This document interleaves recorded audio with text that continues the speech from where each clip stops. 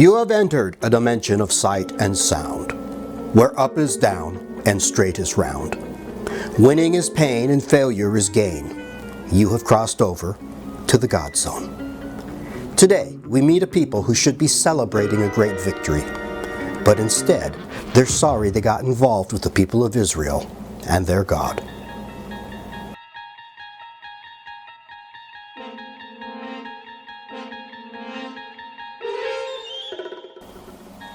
Good morning, children.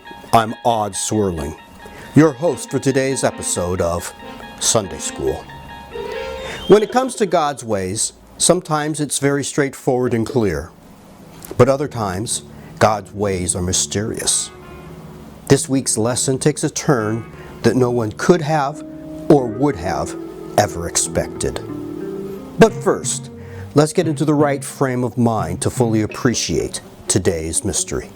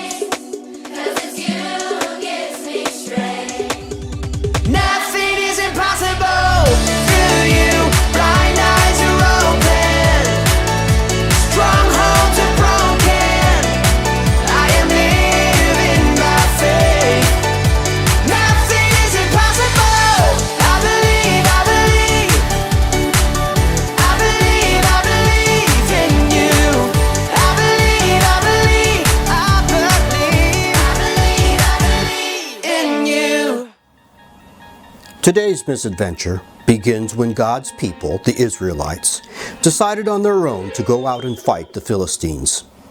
It was a fool's errand. and the Philistines easily defeated the Israelites. Confused by their loss, the people of Israel decided to bring God's Ark of the Covenant to their next battle. And things went from bad to worse. The Israelites had been enemies of the Philistines for many years. One day, the Philistines defeated Israel in a battle. The leaders of Israel asked, "Why did God let us lose to the Philistines?" The Israelites decided to battle again. This time, however, they would take the Ark of the Covenant with them. The Ark of the Covenant was a wooden box covered in gold that reminded them God was with them. Maybe the Ark would help them win. Eli's sons, wicked men who did not respect God, took the Ark of the Covenant to the Israelites' camp. When the army of Israelites saw the Ark, they shouted with joy. Surely they would win the battle now. But when the Philistines came out to fight against the Israelites, the Philistines won again. They killed thousands of Israelites, including Eli's sons, and they captured the Ark of God. One of the Israelites ran to tell Eli what had happened. When Eli heard the news, he fell backward in his chair, broke his neck, and died.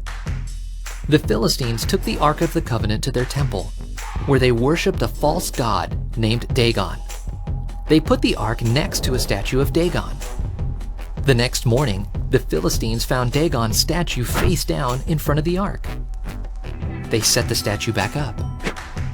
The next day, the statue was face down again. This time, its head and hands were broken off. God punished the Philistines living in the city where they kept the Ark. The people got sick, and they wanted to get rid of the Ark. But when the Philistines moved the Ark to another city, everyone in that city got sick. So they moved the Ark to a third city. Then, everyone in that city got sick too. The Philistines were afraid. They didn't want God to punish them anymore. So they decided to return the Ark along with gifts of gold to show they were sorry for taking it. The Philistines hitched 2 cows to a cart and put the Ark on the cart. The cows moved the Ark down the road until the Ark of God was back with the Israelites, where it belonged. The Ark of God reminded the Israelites that God was with them. Years later, God gave his people something greater than a sign that he was with them. God gave them his Son, Jesus, God in the flesh.